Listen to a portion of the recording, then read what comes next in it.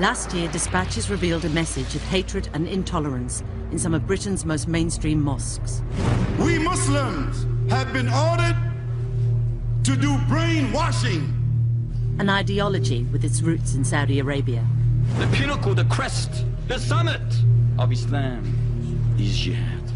But the Kingdom of Saudi Arabia said it was not responsible.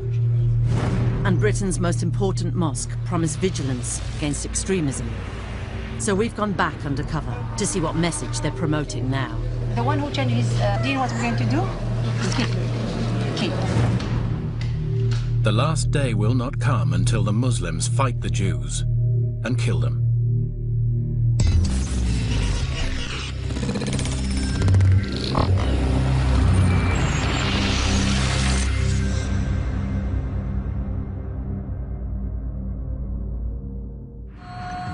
Our reporter, a Muslim herself, is going undercover in the most important and influential mosque in the country. London's Central Mosque, an Islamic cultural centre, usually known as Regent's Park Mosque, says it promotes tolerance and interfaith. We featured it in last year's dispatches, and the mosque promised to crack down on anyone promoting extremism on its premises. So she's going back to find out if they've been true to their word. Women aren't allowed in the main hall, so she's directed upstairs to the main women's section on a large balcony overlooking the hall. Hundreds of women and children come here to pray every day. Then the congregation gathers in a large circle. The teacher today is Amira. She says she's teaching from a book by Sheikh Fazan, a senior member of the official Saudi religious establishment. This is very, very good book. She starts with a revision session on what should happen to people who break Islamic laws, including Muslims who convert to another faith. But he's Muslim and he gets out of Islam. He doesn't want any more. What we're going to do is kill. Comes out of qatl, kill. Then have to kill. You understand? We're talking about Islam. Yeah? It's the same for adulterers. For the had the zina, what is the law of this? Until he died. And the one who is not married, he never dies. Now, with 100 lashes. The worshippers, many of whom are children or teenagers, are being taught the Saudi Arabian interpretation of Sharia law from official Saudi books. The teachings include the brutal killings of homosexuals and women who act like men. If someone makes themselves like a man, a woman like a man, you understand this, the punishment is kill. Kill them from the highest place. And not going to be like animals, living like animals. Or to be like the people of Lut, we have to take the had is to kill them. This causes a brief debate among the young students. One girl says they should also be stoned. With the punishment of, throw them from the highest point and then stone them. Another student says the punishment is approved by the Quran. Then we reduced him to the lowest of the low. So if you throw someone off a mountain, you are reducing him to the lowest of the low because they're falling off from a high place.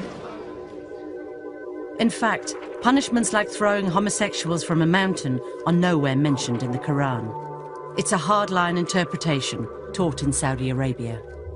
Amira condemns terrorism and says these punishments will only be carried out in a future Islamic state under a Muslim leader, not in present-day Britain.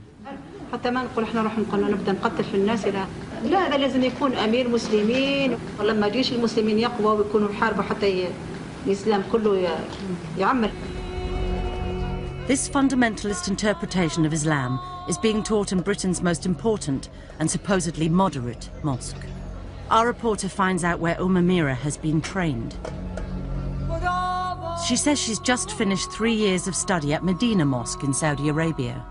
It's the second most holy mosque in Islam, and its imams teach Muslims an interpretation of the faith known to some as Wahhabism.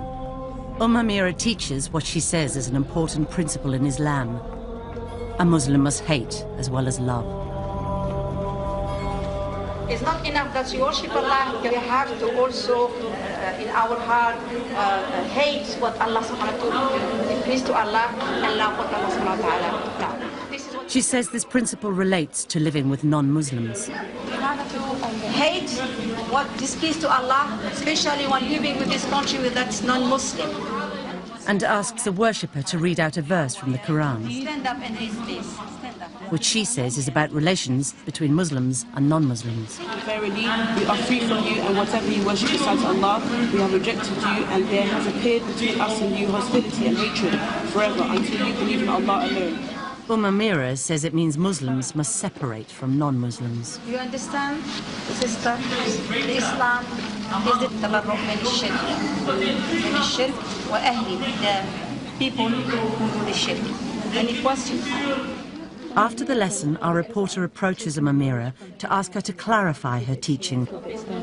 You know, when we talked about the love and enmity for Allah, how do we apply that? How as a Muslim do I apply that? Yeah.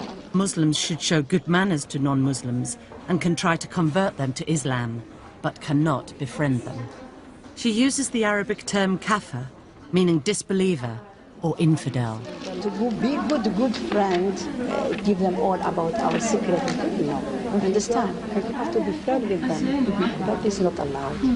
Because the wala is only to Muslim, not to the kafir. Amira says she's learned this doctrine of separatism in Saudi Arabia, whose clerics preach a brand of Islam often called Wahhabism. Wahhabism is opposed to the diverse and tolerant traditions of classical Islam, according to moderate British Muslims like Sheikh Musa Admani, an imam who's advised the government on Islam. The Saudi Wahhabi worldview is very narrow. It's extremely intolerant. This extreme intolerance comes out of seeing non-Muslims as basically non-human. Intolerance, hatred, dislike, this is not Islamic teaching at all. Separating from disbelievers is the official theology of the Saudi state, according to Saudi academic Professor Madawi al-Rashid. The Saudi religious scholars adopt a very strict and radical interpretation of the status of a Muslim minority in a non-Muslim society. A true Muslim should not associate with infidels. So you are physically here, but mentally, socially, religiously, you belong elsewhere. Now we've found this message of segregation being taught at the most important mosque in the country. It's visited by world leaders and even has its own interfaith department, which organises visits from government, the civil service, representatives of other religions, and thousands of British schoolchildren a year. The mosque says the aim of these visits is to promote understanding and respect between the communities. Our reporter is filming as some of the interfaith groups are brought into the women's area. So this is what we have in our heart.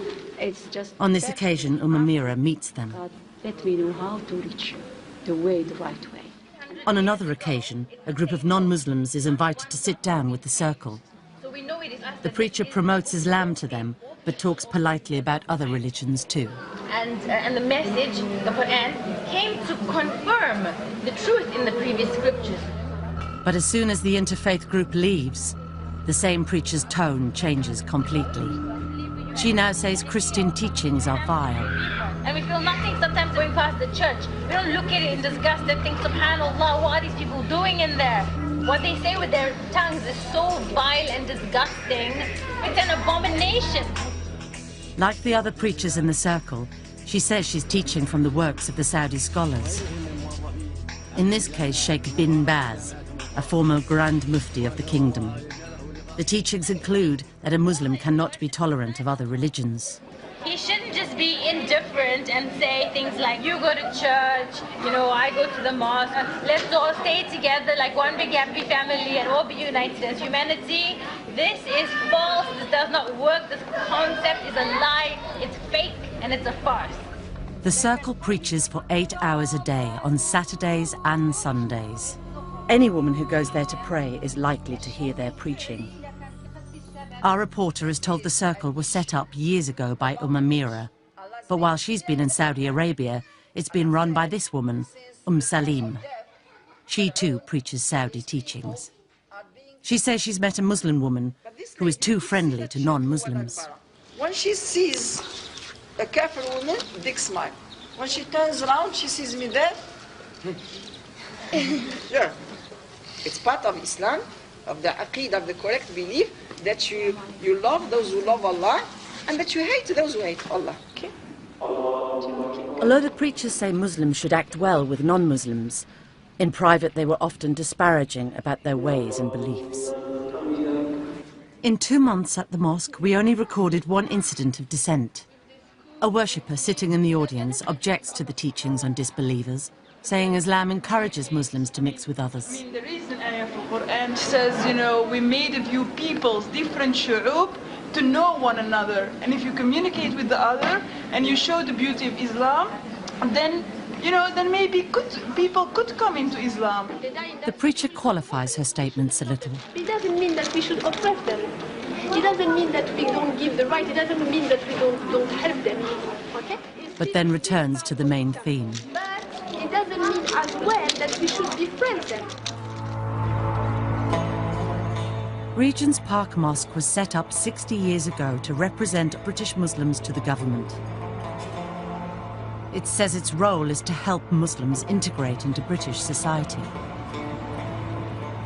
The Women's Circle does preach against terrorism and doesn't incite Muslims to break British laws. But far from preaching integration, Salim says Muslims cannot take British citizenship. Their loyalty is to Allah. There are some conditions that can take you into the kufr, to take the British citizenship. Whether you like it or not, for these people you are selling your religion for. It's a very serious thing. It is not allowed to give allegiance to other than Allah. And another preacher says Muslims shouldn't live in Britain at all. It's not befitting for a Muslim that he should reside in the land of evil, the land of the kuffar, the land of the disbelievers. A Muslim should emigrate to a Muslim country. On Fridays, the women can hear the mosque sermons from the main hall. These sermons are given to 1,000 or so worshippers by the mosque's official imams, who by historical agreement have been supplied by the Egyptian